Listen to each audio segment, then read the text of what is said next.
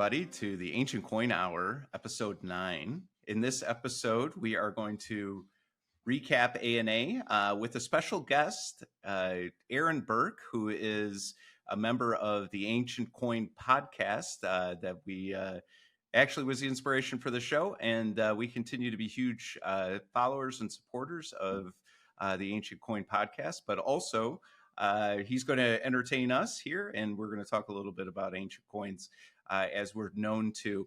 But in the interim, Josh, how are you doing today? Oh, we're doing pretty good, Dean. Had a great show last week at the A&A. There was a lot of great highlights for me from that. One of the biggest ones was this right here, the Tyrant collection. Was a collection of coins having to do with Egypt. A lot of Ptolemaic coins were there. Some rarities that I've never seen in person, only have seen in books. It was just a really great A&A show, and we're doing great. Besides that, I am noticing one thing though. I want to ask you real quick. What's cashew chicken? And I'm seeing your shirt. It says cashew chicken. So okay, why don't you tell me a little bit about that before we dive into ancient coins? What's it called? I'll raise it up here. The shirt itself is from a place here in Springfield, Missouri called 5 Pound Apparel. But these three things are what Springfield is famous for. Brad Pitt was here. He lived here, went to Kickapoo High School. Cashew chicken was invented here. Maybe not the kind that you're thinking of off the top of your head, but there is a specific cashew chicken from Springfield, Missouri, and it's been here since I think 1948 or 49. And then Route 66, along with many other cities, was founded here. So those are the big three for Springfield, Missouri. So next time you come to town, which you probably might never, but if you do, now you know the three most important things to come out of there. That and Bass really Pro. Cool, Dean. And a Bass Pro, that's right. Yep, that's right. We're the headquarters of Bass Pro are here in Springfield, Missouri. All right. But I absolutely had the same impression. I don't know that you could have planned a better display than the Tyrant collection for you to come. And I couldn't have, I mean, it was just a breathtaking. The show was great. Everybody was very friendly. And we did a lot of good, wheeling and dealing. And absolutely. And we had a lot of mints. Out. That's right. We passed out a lot of mints. The most popular part of the show, the Ancient Coin Hour mints, right. Which I've gotten numerous requests to mail, and I will start mailing those out tomorrow. So there we go. Yeah, but that. So if you want an ancient coin mint, to contact Dean. Yeah, that's right. That being said, I really am anxious for you guys to see this interview with Aaron. As always, very entertaining. He's a cornerstone of the ancient marketplace, along with his father, books, all kinds of stuff. We'll talk about it all. So we really hope you enjoy and take a watch. All right. Welcome, everybody. For today's interview, we have Aaron Berk. Aaron Berk is a part of hjbltd.com or Harlan J, Berk Limited. Harlan and Aaron and pretty much everybody involved has been around since 60 years ago. They have been dealing in ancient coins and dealing in coins for that long. They are one of the cornerstone dealers that everybody looks to kind of set the market and decide what's going on. And really one of the lead forward companies in terms of social media and things like that. As everyone here is aware, they were the first to come out with the Ancient Coin podcast, and we've been following suit. But Aaron has really kind of made that take off and really helped bring a lot of people into the ancient coin hobby that might not have been before. And so that's really his mission, our mission. And so anytime we get to put that together, it's a great deal. So Aaron, before you start, I want to learn a little bit about HJB, if you could share. But I will tell you, I did at A&A, I did get a chance to see Harlan, and I actually brought my daughter up and thanked you guys. Not that you did anything, but when I was a kid, way back in the 80s, we used to come to your dealership or your shop, me and my dad, and so we've known you for 40 years, and we're just really grateful to have you aboard. So you get a chance. Let us. What's it called? Give us a little background. Introduce yourself and give us a little background into HJB. Well, I'm Aaron Berk, and I've been with my father since 1992. Actually, just I started December of '92 full time, and but I worked, on and off when I was a kid for my dad. We are from Joliet, Illinois, originally, and if you know the Blues Brothers, Joliet Jake, um, the character um, played by John Belushi, he starts out in Joliet because there's the state prison out there, and and that's probably the only reason why Joliet's famous. Other than that, That's very right. blue collar town. But that's my great grandfather started a kind of a general store back in probably the 1900s, early 1900s, and then turned to jewelry. And so then my grandfather ran a jewelry business, and then made my father come to work when he was young, and to work in the jewelry business. My dad always hated the jewelry business, loved coins, and so he turned his hobby and was selling coins out of the jewelry store. And eventually, his coin business got bigger than what he was making more than he needed to be in the jewelry store. So he left the jewelry business against his father's wishes and started Harlan J Limited. And he was in downtown Joliet in a building. And what's really interesting is I think maybe I think I want to say like late 70s. Even Ed Waddell worked for my dad for 1 year, actually. So there's that history. It's kind of funny. Yeah. And my dad was dealing in ancient coins and antiquities. And he started going over to Europe when a lot of Americans weren't in the 60s and 70s. And so he was able to go to the sources meaning legal territories, not Yeah. going into source countries, and buy ancient coins from people in Britain, Germany, Switzerland, places like that, and go to the auctions, go to the actual old coin businesses like the old Bankoy, the old Place, and Baldwin's and companies like that that had been around for 100+ years or something like that. In some cases, not Loy, but like Baldwin's had been, and and so that's where it started. And so my father always did mail order. He actually ran his whole catalog through World Coin News, actually, at the time. Really? And yep, and with really crappy photos. And so and then he finally moved up to Chicago in 1987, 1988, and he was in a building, and he had actually an art gallery with antiquities, and then he ran his ancient coins there. And then he found out after a year of being in that building on Michigan and Ohio and downtown in the Gold Coast that they were going to knock the building down. And so he was at an IAPN dinner, and the owner of Raracoa, Ed Milas, had decided to move out to the suburbs. He didn't want to be downtown anymore. He had made too many millions and didn't need to be downtown anymore. And so he offered the store location to my father for $30,000, and my dad took it. And years later, my dad asked Ed, "Why did you sell that to me?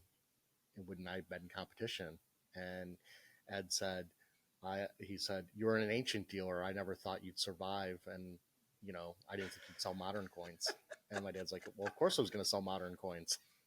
And so, um, so anyway, and then basically, so then, so once we took over the 31 North Clark Street location, which that location's been a coin store since 1947 or 1948. So it's a very famous location. Probably the most, it's probably the last, most famous, interesting location for coins in the country, because the one before that was probably Stax, but Stax left that location, and now they're just an auction house. So really, that 31 North Clark Street is really got a lot of historical value when it comes to numismatics. So then when we got in there, we started selling U.S. coins, world coins, paper money. We were selling autographs back then, and then also selling bullion. as well. That's always been a big part of that downtown store location.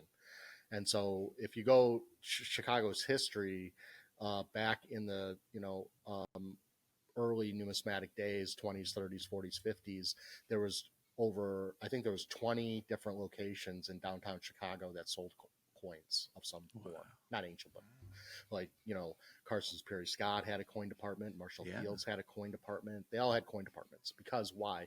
Because kids collected coins back then, because there was no computer, there was no phones, there was no internet.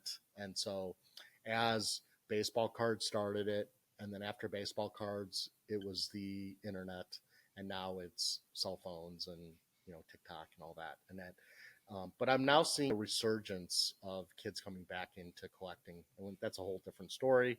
We can talk about that in a second. But just to continue with the history, I came to work for my dad in '92. He said, "What do you want to do?" I said, "I don't know."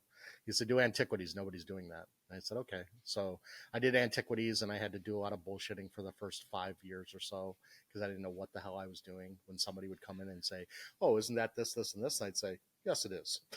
And so I was very good at bullshitting. So, but we were writing catalogs, and my dad has always had a great library.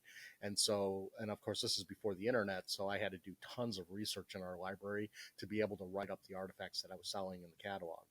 And so, and because catalogs were so much a bigger part of most people's business, like if you didn't have a catalog, you had to rely on trade shows. And so, because there was no internet. And so I would literally start writing the catalog as soon as one would end. And I would, basically be in catalog production all year round. And I also we had a photo lab. So I was printing all the photos up in our dark room and making them different sizes and cutting them out with scissors and then pasting them up. And I would paste up all the coin photos too. So if my dad would place them down on the thing, and then he'd hand it to me, and I'd have to glue them all down, and God forbid if you sneezed, right, you're screwed. So so I came in at an interesting time, because I came in when the internet was starting, with around 97, 98. And a lot of people don't know this, but we were like one of the first coin companies, at least ancient, to have a website. And we could have probably done more with it. But, back then, a lot of people, including like my father and some of the other guys that worked in our store, they thought the internet was going to be a waste of time. And so I would always bootstrap everything and have to work, with very little, no money, and be told always that it was a waste of time, that nobody would buy anything expensive off the internet, all of that stuff. So anyway, about 10 years into my career at Harlan Berk, my father said, "You got to do ancient coins now." And so I kept doing antiquities, but we had hired other people to kind of like oversee the production of catalogs, but I would always be heading it and running it.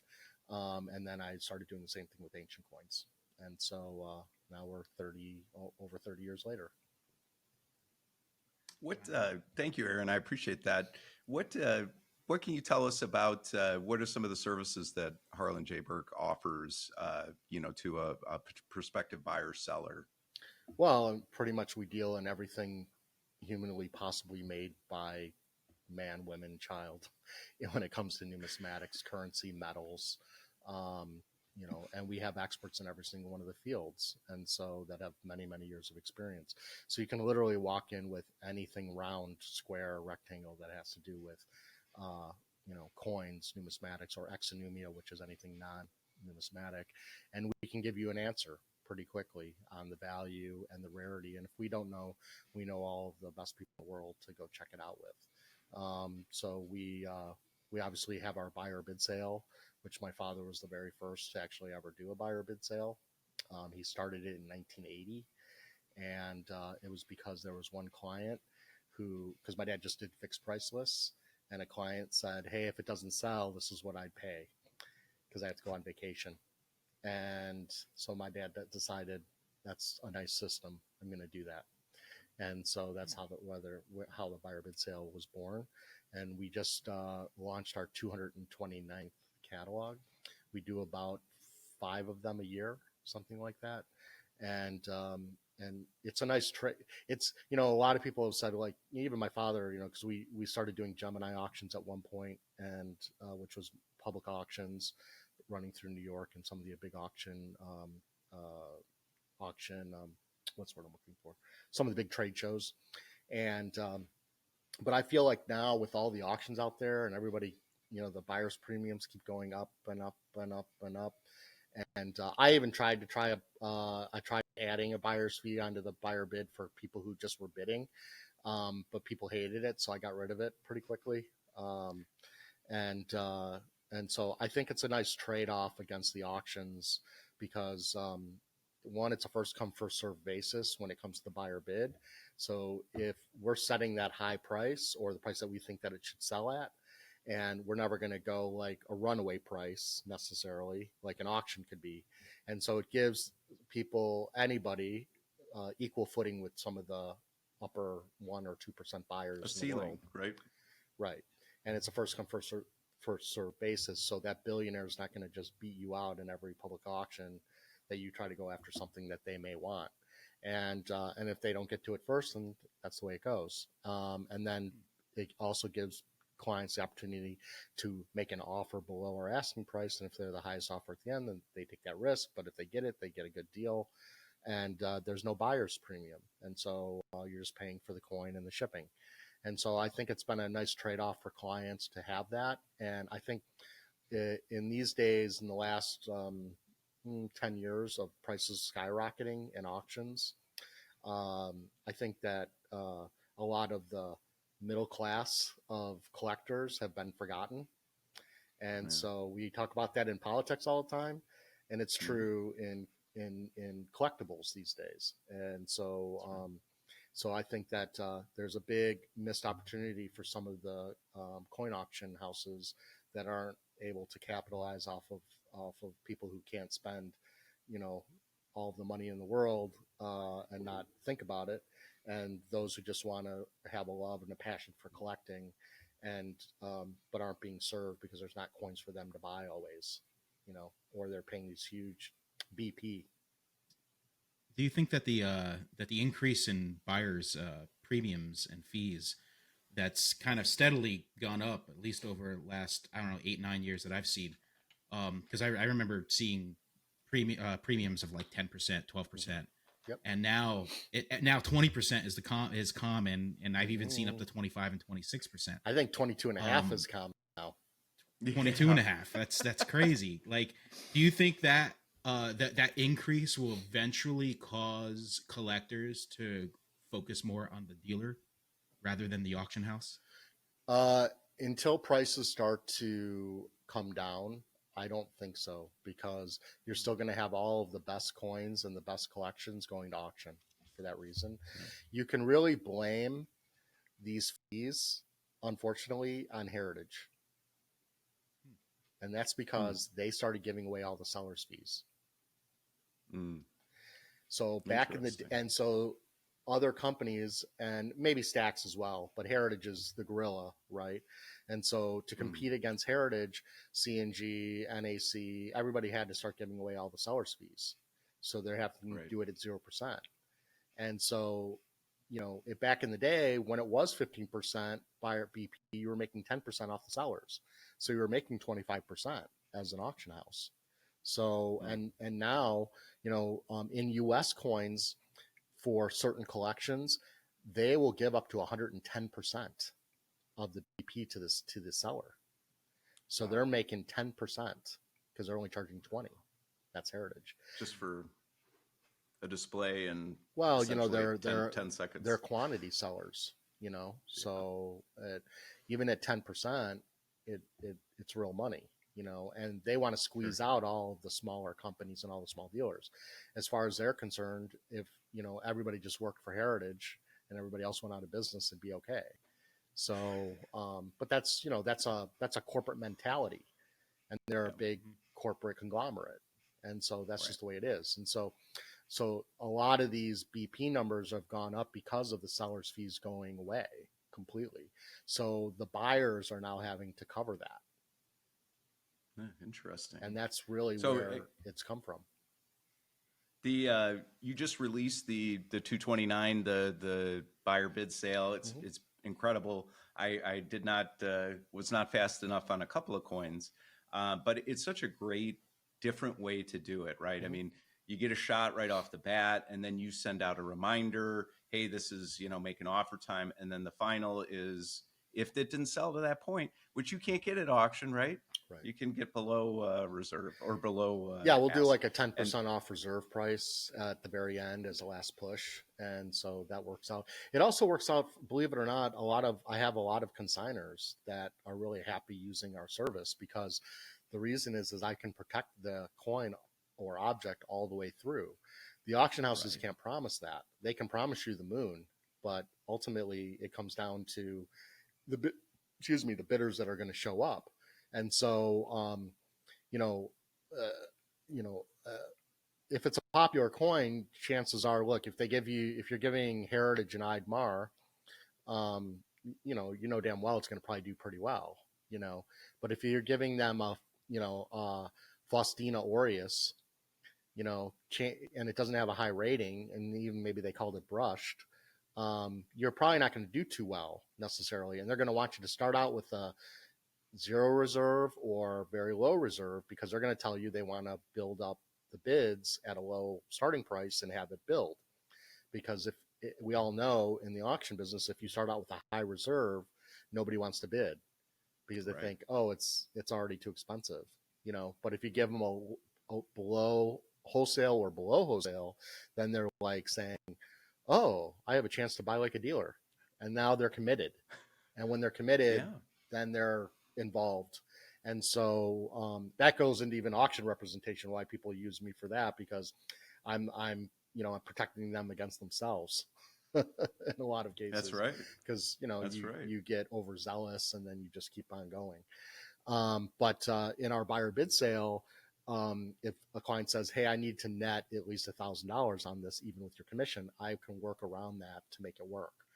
And even when I come down to the reserves at the end, I might say, well, instead of making $200, I'll make $100. I'll cut my commission to make a sale happen. But I'm always protecting the client, or at least giving them the option of what they want to do throughout the whole process. And they can always, I've told clients this, you can give it to me and we can give it a shot. And if it doesn't work, you can always give it to an auction house. If it doesn't sell, it's not that big of a deal. The only thing is you won't get that runaway price, but there isn't that many runaway prices in auction, necessarily. And so it also depends on the coins that you're selling.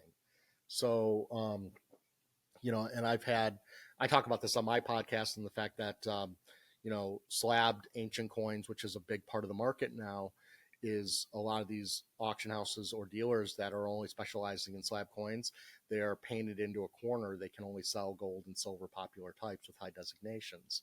They don't do well with bronze coins. And I even had a long conversation with David Vagey at the A&A about it, and the fact that they need to figure out a better way to handle the smoothing comments, because 98% of bronze coins are smoothed. It's very hard to get a pristine bronze coin. It just is, just the nature of the business. And so in the way that large cents were handled in the grading services, now I guess they're being more accepted, but for a long time, U.S. large cent collectors didn't like their coins and slabs. They had their own set of rules for grading and everything like that. And I think bronze coins are very similar. David's comment to me was, well, it's up to the dealers to teach the collectors that it doesn't matter. And I said, well, it goes against the nature of why people are collecting slabs, because they're buying grade and surface only. The coin is almost like doesn't almost matter at some point, And so if you go through like the last Heritage and Stack sale, you'll see it's just gold and silver popular types and hardly any bronze coins, except for like the Coliseum, which they had in, which was a piece of crap, but it was a Coliseum. So it didn't matter. And somehow it got a 5 out of 5 strike, which I don't know how the hell that happened, but whatever. And it sold for where it should have sold for. It sold for like, I think all in like 7,500. And so that was what it was worth. I would have priced it at that level if I had it raw. Yeah. So, I think that, companies like mine and, C&G and NAC and Kunker and, all of these companies are selling majority raw coins are able to sell bronze coins without any issues and sell them well. And the slabbing company, because of the way that they grade them, they're almost doing a disservice to the bronze coins themselves. I think there's a better way of handling it. Just downgrade the surface if you want, but you don't have to put these comments on it. I mean, if everybody knows 90, and look, if one is not tooled or smooth, tooled is different than smooth too. Smoothing is like just, it's part of the way the coin was mechanically clean. Tooling is adding detail. That's a whole different story. And it's the same in ancient Greek vases. In ancient Greek vases, when a piece is broken and restored, here's the value 0. There's no difference in a piece that's unbroken or broken. I don't change the value. But in painting, yes. As soon as something is in painted beyond a crack filled, painted, no big deal. Doesn't hurt the value because they're all broken and restored. But if you add detail that wasn't there, that's in painting, that's a big no-no, and that kills the price. Oh, yeah. So I think there's ways of handling it that could be better for everyone than just the dealers having to explain it to the new collectors on how the whole system works. Yeah. I was, we were all three of us were at A&A last week or the week before, and I was a little disappointed because people would come up to my table, and it's their way of collecting, but they started with the grade rather than the coin, and that's usually a good indicator as where people's minds are. And it's not wrong. It's just I wish it was the other way around because that's more important to me. Well, that's the U.S. system. In U.S. coins, and that's the grading system for ancient coins and where we've gotten to. And honestly, and I preach this all the time, is that grade is the last thing I even think about because I have my own. We all have our own grading scale in our head, and I don't care, and it's all subjective. And so the fact that people are paying real strong money for an opinion based on somebody's likes or dislikes, even if they make a mistake, I think it's kind of asinine. I mean, you have to look at the coin first, the historical value, the centering, the supply and demand of a coin. A lot of flaws are put to the side when you get a very historical coin. You get an Eidmar and it's corroded. You're like, well, it's still an Eidmar. Doesn't matter. Who cares what the grade is? Well, you had the one with the hole in it, right? I mean, or for a period of time, right? And that doesn't mean anything to anybody. That's fine with them. It does to some people. I know some of the biggest buyer. I know the biggest buyer in the world right now, and he said at the time I asked him if he was bidding on it, and he said no, I would never buy a coin with a hole. But okay, well, we found one dissenter. Maybe it wouldn't stop me. Maybe he would have a second thoughts about it now that it's the only one in private hands. So because the other one got confiscated and sent back to Greece. Right. And at the time, the old one is sold. That one was still in the market. You briefly touched on consignments. Just kind of give us a little breakdown, and we'll talk about A&A. But give us a little breakdown into kind of how somebody can consign to you and what the steps are and stuff like that. Typically, people just contact me by email or phone. We then typically will, if I don't know the collector, I might have them send a sampling of images of their best pieces just to see what the quality looks like, because they may say that it's all great coins and then you get them and they're all junk bowl coins. And so once I kind of get a feel for what the collection is, then I usually tell them, well, I need to see the collection. So I will usually give them our FedEx number, covered up to $150,000 a package with private insurance. And so we just give them our FedEx number, say ship the coins overnight, and then we'll take a look at them and give you an evaluation on the best thing to do with them. Some people want straight sales, straight buyouts. Some people want to do straight buyout for the cheap stuff, and they want their high-end material to be sold on consignment. Based on the amount of the value of the coins, I usually will start out on a high level. I start out at 20%, and then I go down to about 15% because you got to remember that's all we're making. I'm not asking 22.5%. So the least I can make is 20%. The most or the most I can make is 20%. The least I can make is 15. But again, because I set the values and work with the client to make sure the reserves work and stuff, I'm going to make sure my commission is built into the fact that they're going to net what they want to net. So I try to make it work for everybody. It's but there's no risk, and so that's kind of where I can kind of quell somebody's worries about the commission rate, is because they might say, well, C&G is only going to charge, they're going to charge me 0%. And I'm like, well, yeah, but you're going to go in taking risks on a lot of the coins, and you're going to, a lot of clients don't understand. You may make a lot of money on one coin and you might lose your ass on another coin. But if you average out the entire collection, you may win. So you can't just take it coin by coin. There's so many clients that get so tied into like, well, I paid $1,000 for that coin and it sold for $800. And I'm like, yeah, but this other coin you paid $2,000 for and got $10,000 for it. So like, why, just move your cost basis around. That's all you got to do. And you just do it like we do. If I buy a collection and I cost it all out and I sell off all the high stuff quickly and I'm left with all this cheap stuff, then I say, well, I've got all of this profit built into the collection now I didn't have. And so, or that's confirmed. So now I can now lower my cost basis on the cheap stuff and move it. Yeah. And so it's not that I'm losing money. It's just that I'm distributing the money around my collection. And it's no different if you're a dealer or you're a collector. You just have to think of it in a business term. And some collectors understand that, and a lot of them don't. So that makes it very difficult. To work with some people. But yeah, then typically then, because we only do a catalog every 2.5 months, it just depends on when the catalog comes out. I usually, once they get, they'll all get cataloged. When they're ready for the auction, then I will send them a spreadsheet that says, what I want to list the coins at. And they may say, hey, can you raise this? Or hey, can you lower this? And then we go live with it. And then when the bids start coming in, I might say, hey, I got a bid on this. Which ones do you want to accept? Which ones don't you want to accept? And then they tell me, and then we set a reserve if they're not happy with the bids they have. Or if they're like, yeah, I'll take that, then I just go 10% above the next bid. And so there's really no secrets. And there's really, not a lot of worry, I guess, from that standpoint. But that's typically how it works.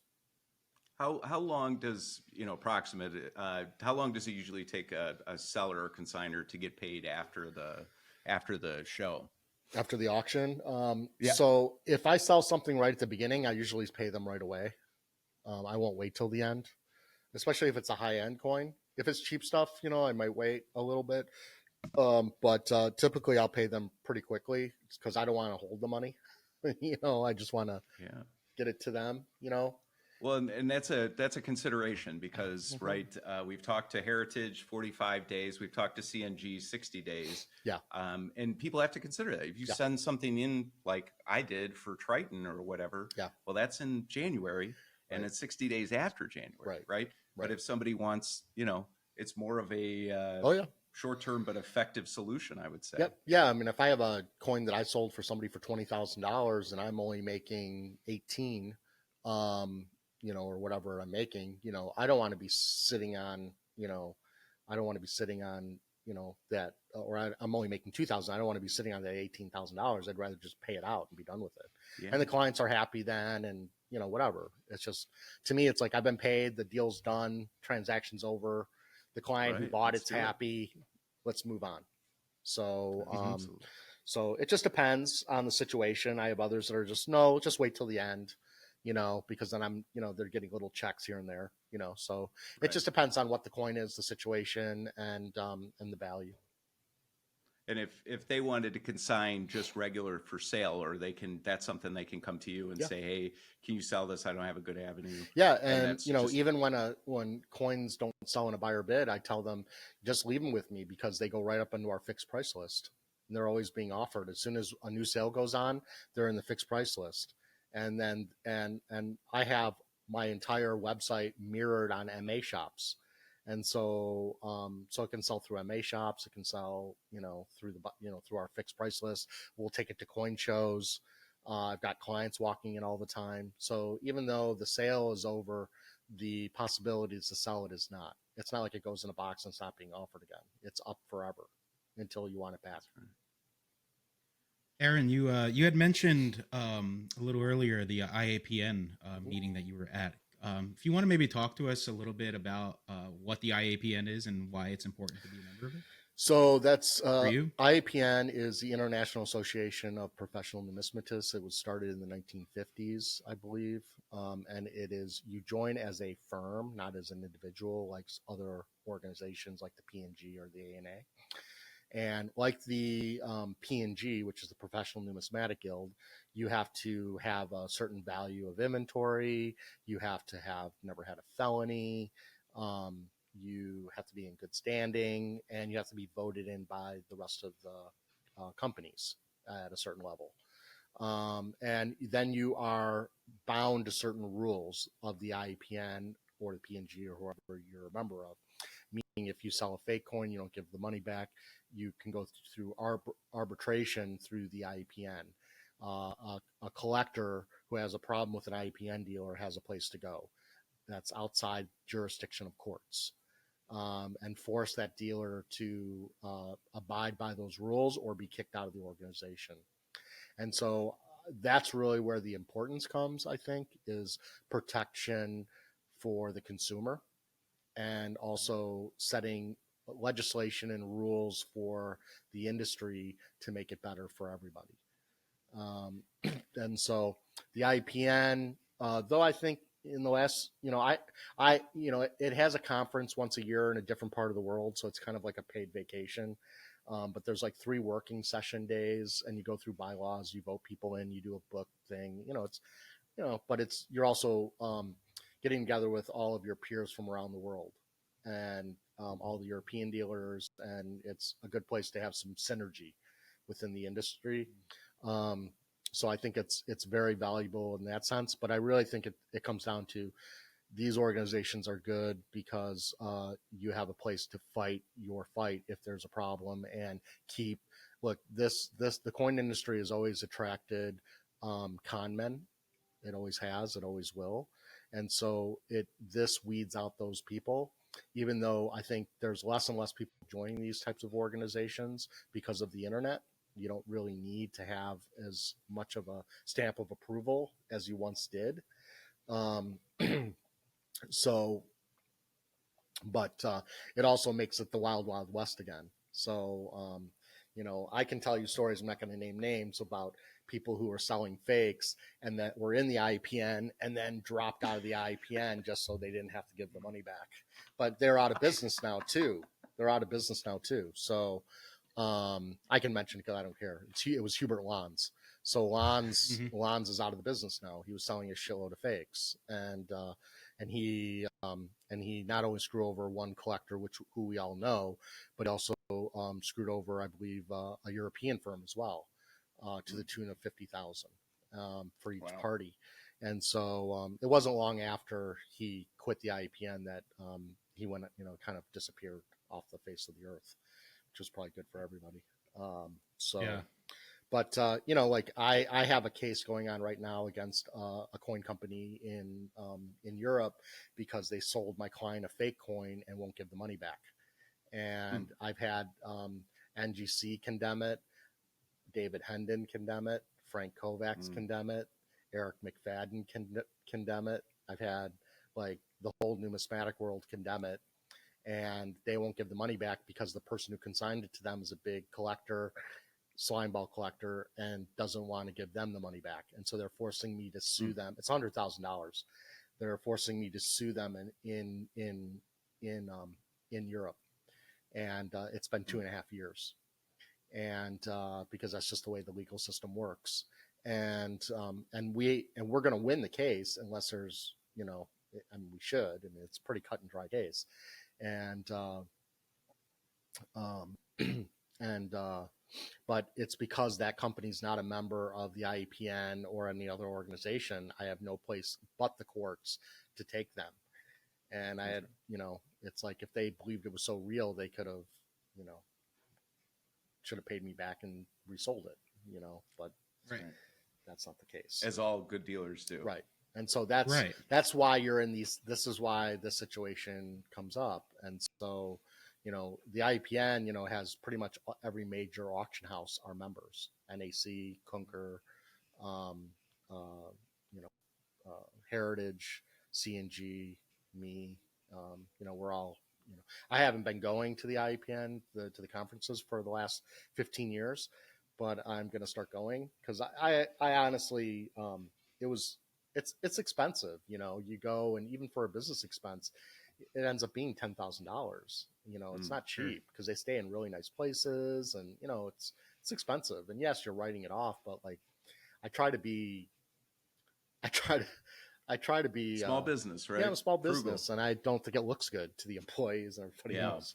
No. So, but I'm now thinking I'm going to go start going because I realize I was recently in Portugal, and I walked into a coin store and met a guy that I had never met, and he knew me from all my social media stuff and made a great contact, and he knew all the same people I did. And so then I just realized like I got to start going because like good business just comes from these things. And so it just makes sense now that I'm kind of the head of, in a way, I'm the head of Harlan Berk. My dad's still around, but he's older and he's not going to travel in the same ways. And so I've become kind of the face along with my father. And so, but I'm younger, so obviously I should be doing these trips and doing these things and, and traveling more.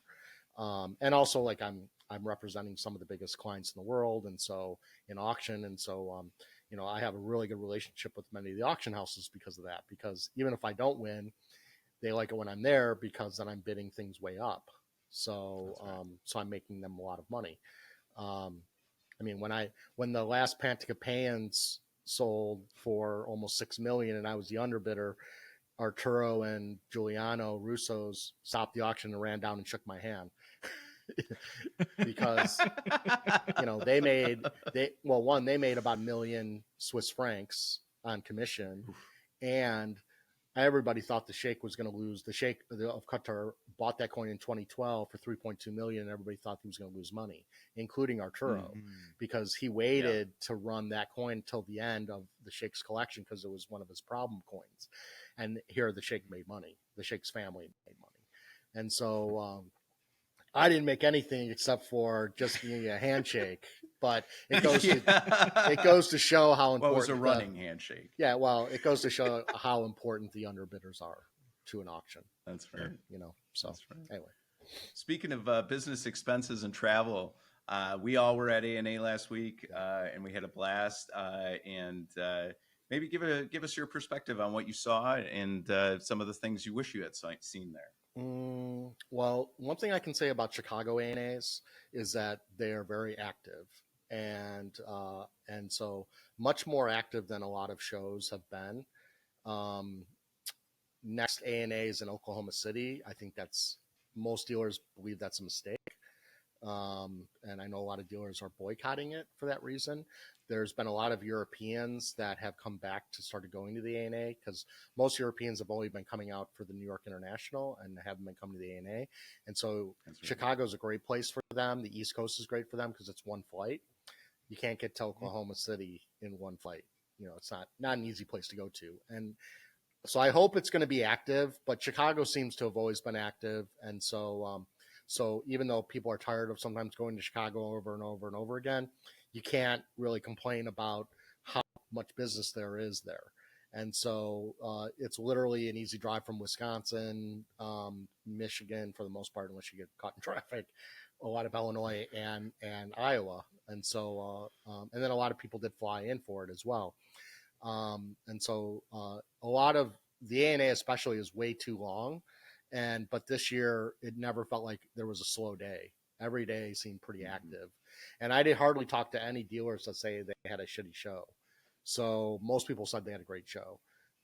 So that's good. I think the fact that the Heritage and Stacks are not running their auctions during the show anymore is been a huge help to the show in general. I like the fact they do it the week after because they were sucking all the money out of the room when they were running their auctions during the show. And so I just don't think any auction house should be running their auction during a trade show. I think it's wrong. Even at the International, it's mainly all run at night after the show. None of them are, or at the beginning of the week.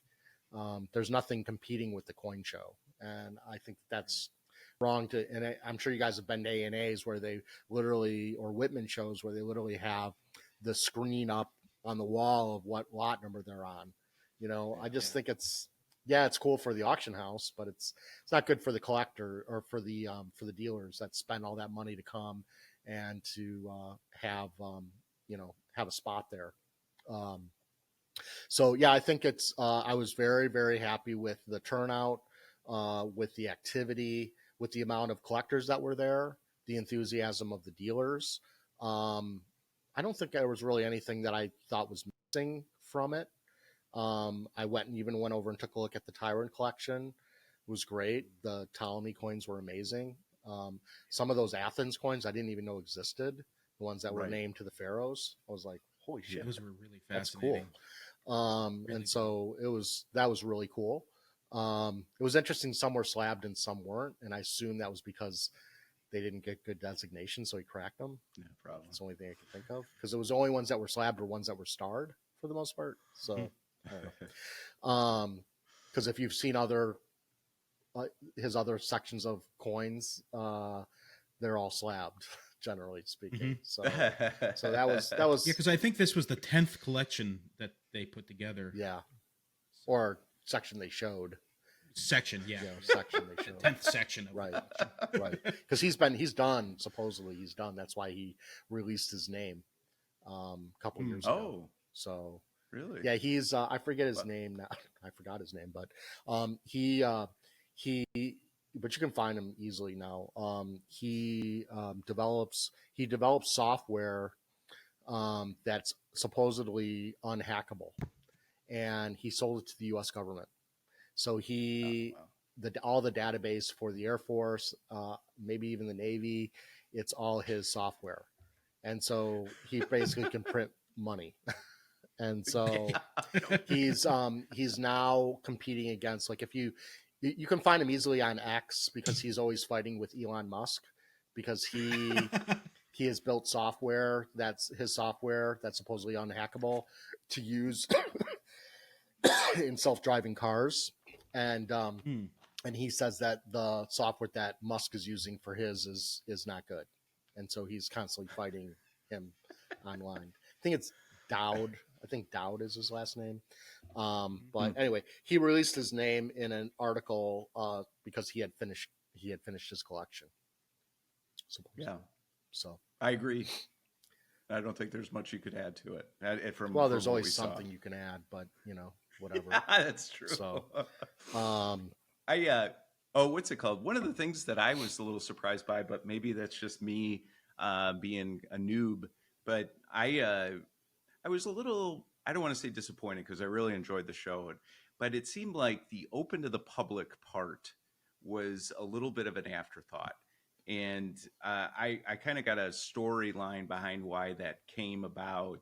But I was interested to get your perspective on what you thought about people, the last day being open to the public. Well, bring up your story so I can understand your can confirm it. Yeah. It's just that it used to be open till Sunday. People packed up on Saturday. They closed it on Saturday. People packed up on Friday. It's just whatever it was, people were getting ahead of it. Well, that's always going to be a problem forever. And for a long time, the A&A was actually penalizing people $1,000 for leaving early. I think they stopped doing that. The reason why they stopped on Sunday is because the show is running basically Monday to Sunday, and it's way too long. So they complained. So they moved it to closing to Saturday. But the problem again is still the show is too long. And so when you show up on Monday and you run to Friday, you've pretty much done all the business you're going to do. And the weekends are called within the coin industry is typically called the tire kicker days. And so a lot of the big dealers who've already done all their business aren't going to hang around just to answer silly questions from, the public. And so Gotcha. That's always been a problem. I have always felt that shows should run through a weekend like they do for any of the small regional shows that are just weekend shows, because that way you are catering to the youth you're catering to people who have 9-to-5 jobs that can't get off. And so the only advantage I'd say for A&A is that a lot of kids haven't started school yet. And so like Saturdays really shouldn't matter that much because kids were coming the entire week, and hanging out. But for any other show that's not during the summer, I think, it's it really should run. Shows should start on Friday and then on Monday if they're going to be a 4-day show. But then there's all this, and I tried to argue that with some dealers in CDHCD several years ago because they were like, how do we make a better show? And how do we get, we want it to be like Comic-Con and like have, like the kids involved and, and have it really packed. And I said, well, you got to run it through a weekend. And they're like, oh, dealers won't do that. They don't want to work on Sundays. They don't want to work over the weekend. They don't want this. And I'm like, well, then you're not going to be like Comic-Con. I said, when does Comic-Con run? Over a weekend. Duh. Saturday, Sunday. Duh. So in the same room. Mm-hmm. I've been to the Comic-Con there. It's so, the same room. Like, a little busier. If you want, and I've gone to like the regional,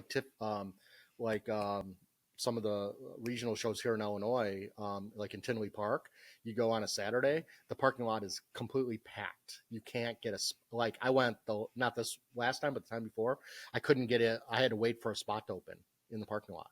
It was so packed. And it was like wall to wall people.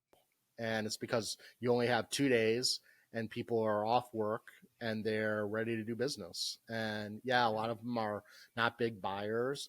But the problem is you end up with small dealers there not showing spectacular things. And you get a lot of like bullion buyers and things like that. And just like low end buyers. And so to me, if you want to grow the industry from a show perspective, you got to run it through the weekends and not on the weekdays. But in saying that, now I think the internet has really helped that void because it's really brought kids into the fold more than they were. But the shows of almost like the last 2 Whitman shows I went to were terrible. Like there was hardly any public there. Nobody was doing business. I almost don't want to do the show again.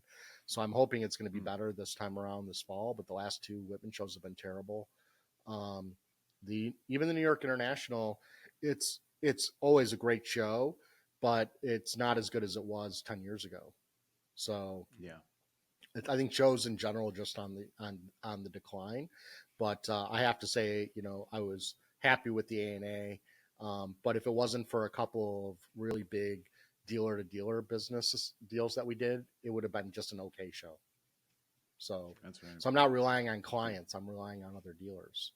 So now does it really matter? I mean, I guess that's what it's turned into the U.S. business. U.S. business, they're mainly dealer-to-dealer. The whole thing is all dealer-to-dealer.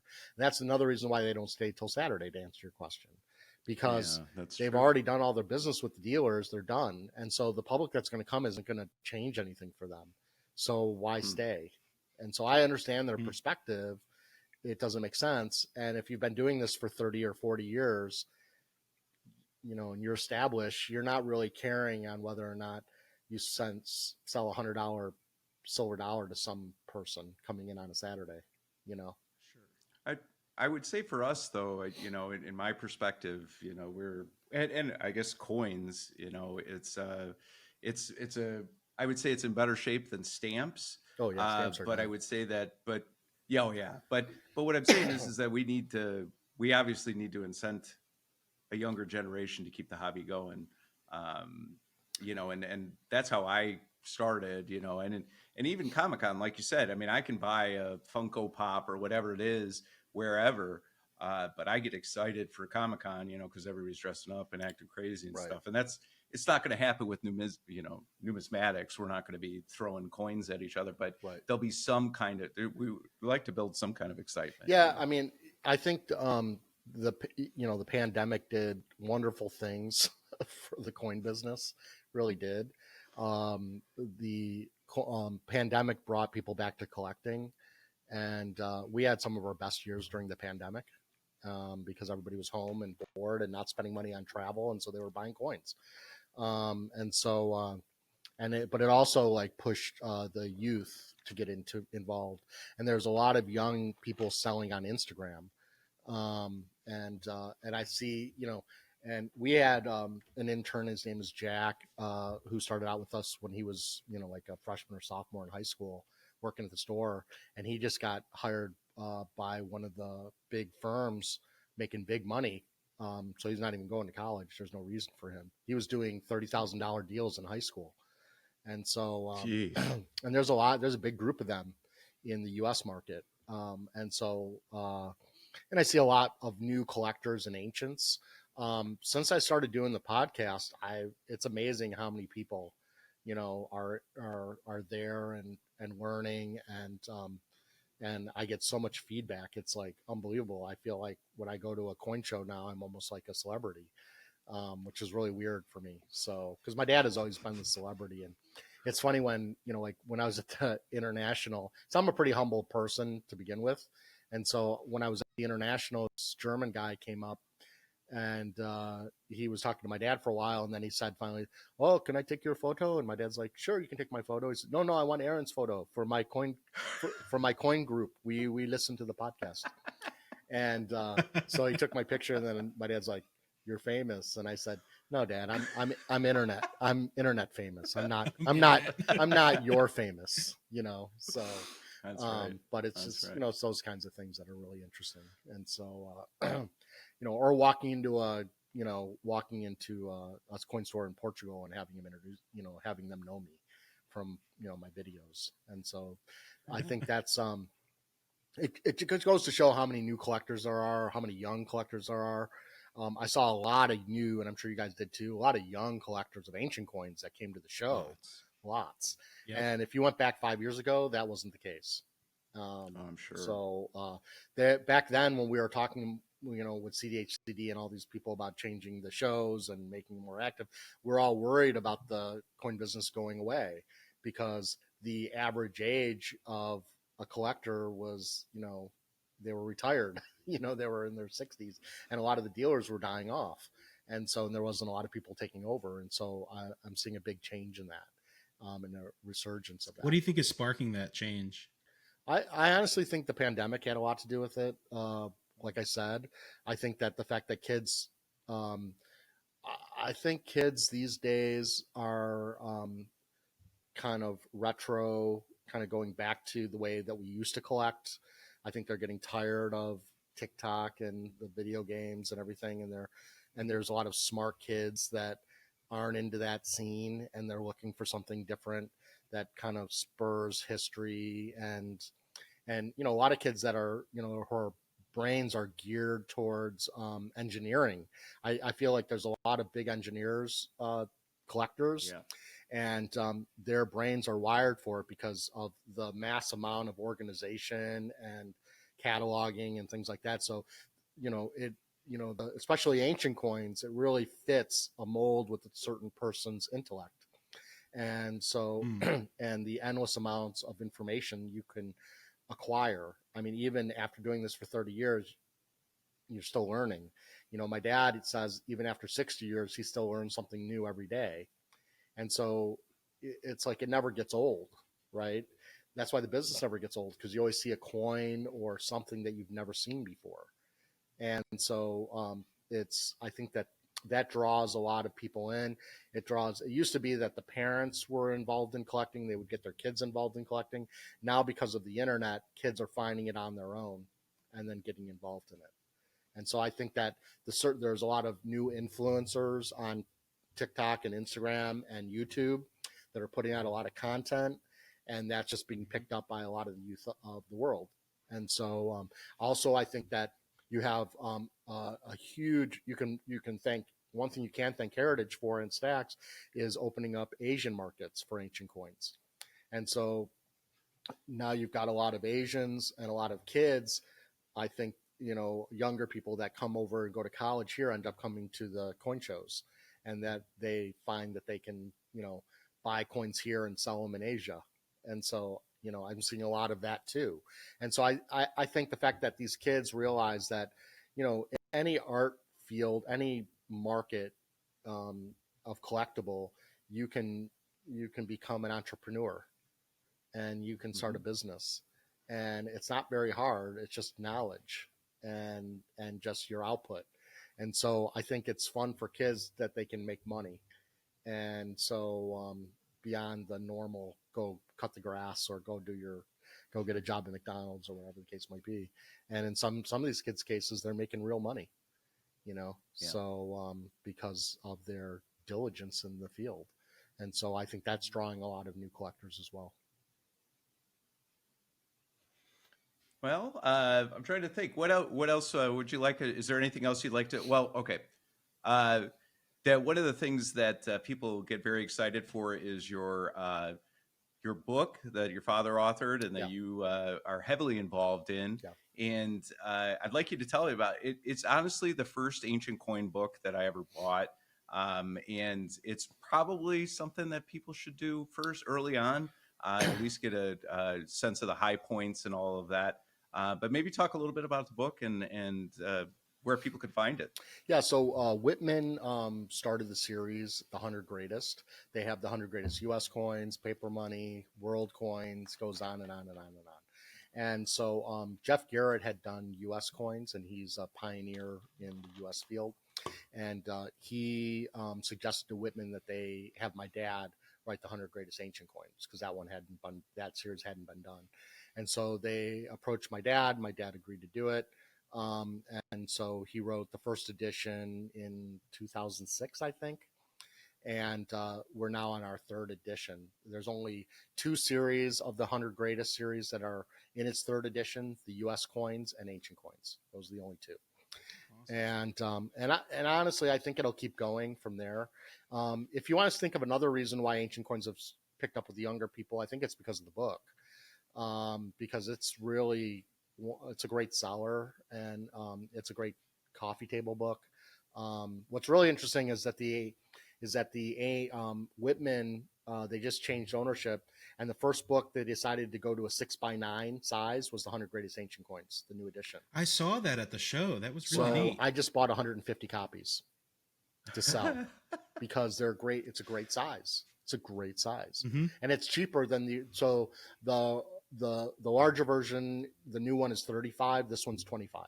So it's the same book. It's just smaller, and you can bring it to shows because it fits in your backpack or whatever a lot easier, and it's easier to ship as well.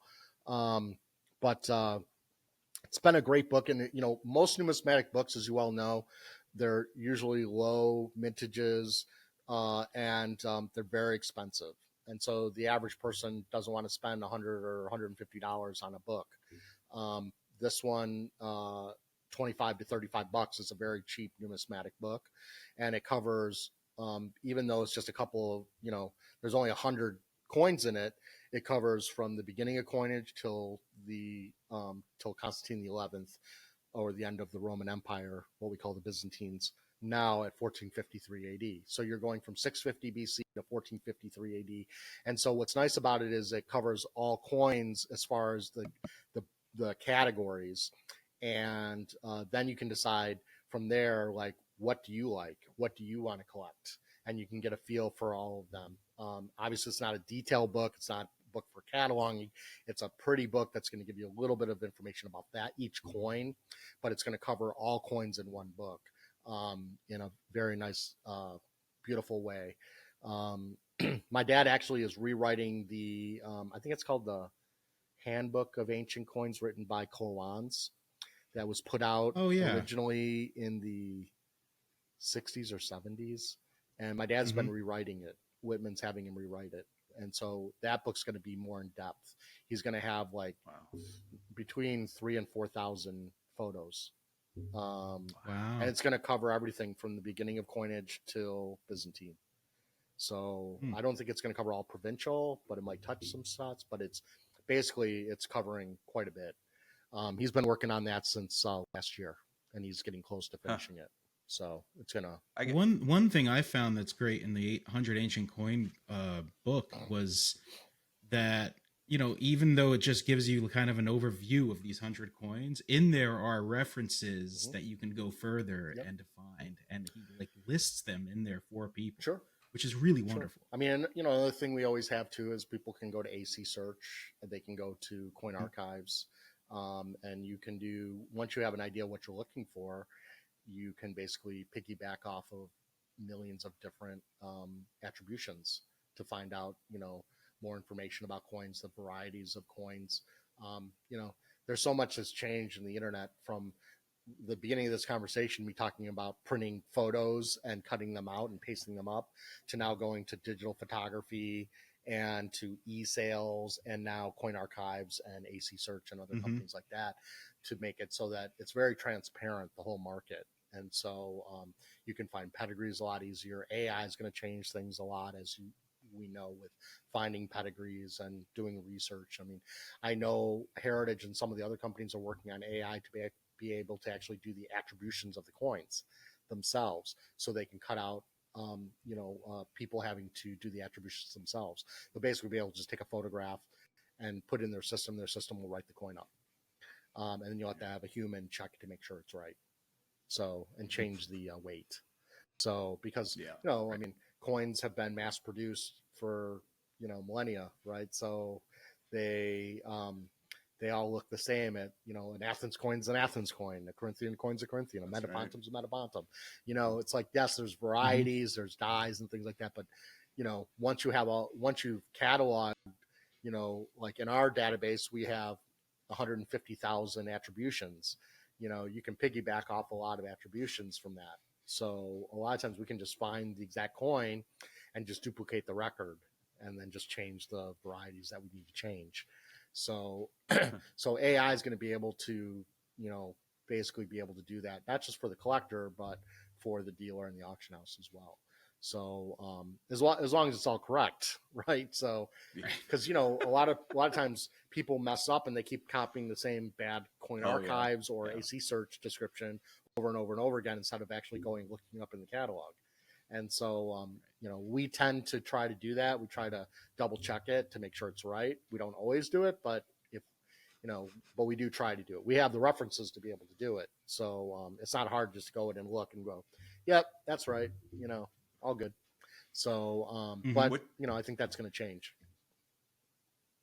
I gotta ask? I probably always thought about this, but never really, formulated as a sentence. But was there arguments about number 40, number 80? Like, was there arguments within the Berk family about what belongs on the list and what doesn't belong on the list? And, so believe it or not, the way Whitman does it, the way it was originally done, was we didn't have the deciding factor. It was actually put out, and it was voted on by collectors, dealers, and people at the ANS, and based on the votes, that's how the ranking was handled. Interesting. So we didn't actually so that continues? It hasn't. So because basically what they've done is just kept the same rating, and they just haven't changed it. And I don't know if it's really needs to be changed, because I don't think that it really, I don't know if one makes, I mean, I suppose you could make some arguments for some over others, but in the end, it's really the top 10 or 20 that matter. And those really, has the IDMAR really gone to number 2? I don't think so. I mean, do you really worry about whether something's 40 or 60? I mean, people just say, I want a coin that's in the 100 greatest. They don't care what number it is. That's right. They don't give a shit. All right. So now we're going to play like we're on a sports show. What is your top 10? My top 10 ancient coins? Your top 10. Hot take. Hot take. Well, I'd still say IDMAR for number 1. I'd say I always love decadrams. So I love the Syracuse decagram for number 2. I would say, for me, obviously, the facing Panticapaean has some, not the side one, but the facing one. I would say Constantine the 11th, the Stravata, is there. I would say, what else? I really love, even though they're not always so popular, but I love Posidonia, the Stater. I think those are great. I like the Carthage decagram. I think that's a great piece. Yeah. Even though it's a one of a kind, that Probus medallion that NAC sold a couple years ago was one of the finest things I ever held in my hand. It was so incredible. That thing was amazing. Wow. Let's see what else. I think you're at 8. I like Port of Ostia, Nero. I think that's great. Oh yeah. The Colosseum, obviously, is there. If I had to throw a Byzantine coin out there, other than the Constantine the 11th, I think the let's see, there's the supernova type.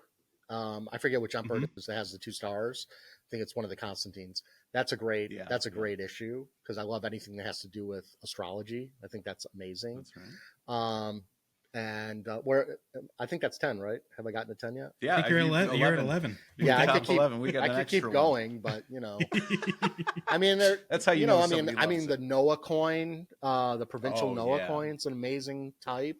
Oh yeah, that's I mean, look, every time you see a coin, like that Judea Capta type that in Aureus that Heritage just sold that I profiled in the podcast, that was an amazing. I mean, look, artwork transcends, right? There's types and then there's the actual pieces themselves. And when you get a die that's like, wow, I could say Alexander the Great, but they're so boring in a way, But if I had to pick one, I'd say the Memphis Mint because, but not the rose type. It would have to be the one with the Anubis, with the feathers of truth. It would have to be that type because that really speaks to the Egyptian culture. So, I mean, it just, I don't know, goes on and on. Like, look, you could say, like, is Lysimachus your favorite coin? No, but every once in a while you see a Lysimachus that you're like, wow, look at the horn of Ammon. That's amazing. Look at how beautiful that thing is, or Demetrius Polyorcetes, where you see the ship and you're just like, oh, it's so beautiful. Look at that. The trident, it's everything's perfect on this coin, But as a coin itself, it's like, whatever. Did you see the one at CNG's table, the ship prow, Polyarchides? They had an incredible one. I think it's on their next auction or their next auction. I did not see that. I don't think I've ever seen one nicer. Sorry about that. No. Why? You're just capitalizing what I'm talking about. So it is what it is. But I mean, there's always coins that pop up that are just like wow coins, and so that kind of go beyond the norm. You could say that, like, I had a shekel of Tyre a couple of years ago that was it was a lifetime. It was the finest I'd ever, it's in the new book, actually, the new 100 greatest, and it was the finest one I've ever seen. And I paid like 9,000 for it, which was insane, but it was that nice. I ended up selling it for like 14 or 15. So there's nothing. When you have the nicest, there's no. And it wasn't slab, but if that thing was slabbed, it would have brought like $25,000. Oh yeah, easily. That's right. It was that fantastic. Though knowing them, they would have called it brushed or something and killed the value. So which would have been a travesty. So, but whatever. Yeah. Anyway, that's right. Anyway, well, Aaron, I appreciate you coming on. Josh, did you have anything else you wanted to ask him? I think that's it right now. I mean, I think we covered it. Aaron, covered so much. Yeah. First of all, thank you so much for joining us and for encouraging people to partake in both podcasts. We always highly recommend Aaron's podcast on YouTube, and definitely subscribe to that. And then also hjbltd.com. Always go check that out. They have their buyer bid sale, the 229th, up right now. There are some beautiful coins that you should take advantage of, or you can be patient and wait to the end and maybe get a fantastic deal. I will have to say, not to interrupt you, but I will have to say, if you're into Marcus Aurelius types, there's some really fantastic. Yeah, that's Curtis's collection. Right. That's out of Curtis's collection. So, and Curtis, like, he only collected rare variants of some for some reason, and so everything is rare for some reason. So, for whatever reason, so he collected everything that the British Museum didn't have. That was his goal. That's how that's why he bought. Well, he thought he could eventually sell it to the British Museum, but of course they're not interested in coins that aren't pre-1970. So that's right. That kind of much killed that. But he had started that way before 1970. So he doesn't necessarily have, most of the coins he's bought is in the last like 40 years. So it doesn't really work in that regard. But it makes for a really nice, interesting collection of coins to offer. That's for sure. And thank you guys for putting this on and also for doing the podcast. I think that I've always said that having content out there for ancient coins is going to be good for the market. And so congratulations to you guys as well. Thank you. Thank you, Aaron. with that being said, thanks so much, and we'll talk to you soon and see you at the next show. All right. Well, that was a great interview. I learned a lot. I just as a aside, I learned a lot about Harlan J. Berk's payment terms, which I thought was a very interesting, different take on that than the other companies we've talked to. But as always, I encourage you guys. Aaron is one of the probably nicest people you'll meet in the business. If he's got something special, around, he'll take it out of his pocket. He'll put it in your hand. He'll show you whether it's an Eidmar or whatever it is. He's very generous with his time, very generous with his knowledge, and really somebody that you should get to know in the industry. Josh, what's one thing you picked up from the show or from our show today? From our show today, I think the best part of was just learning about the history of Harlan J. Berk, and how he just went from this store in a small town and selling coins in a jewelry shop all the way up to being like the premier dealer pretty much in the country, one of the premier places. It's amazing how Chicago is kind of like the mecca for ancient coins in that's right. We heard somebody we heard a podcaster say that, or somebody who watches our podcast come up to us and say that. Yep. And I think it's true. And if you're not, and actually, even just to bounce off of what you were saying, just learning about their terms as a consigner is really something I didn't know about either. And I think that's really a cool setup he has. Something very unique versus like your regular auction houses, your C&G, your Heritage, or whichever other one you choose to use.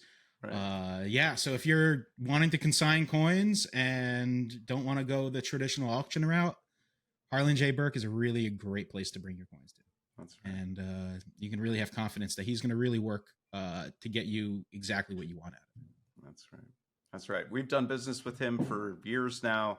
I've consigned through him, highly trusted. So anyway, thank you so much, Josh, for another wonderful show. And obviously the A&A is probably one of, I've had a lot of interesting moments in my life, but I got to say it was one of the most fun events that I've been a part of. And I'm so glad that I got to spend it with you. It was really a neat experience, and I look forward to doing the next one. Yeah, me too, Dean. Me too. Yeah. And while Aaron did mention that Oklahoma City is not necessarily where the ideal location, it's perfect for a guy in Springfield, Missouri.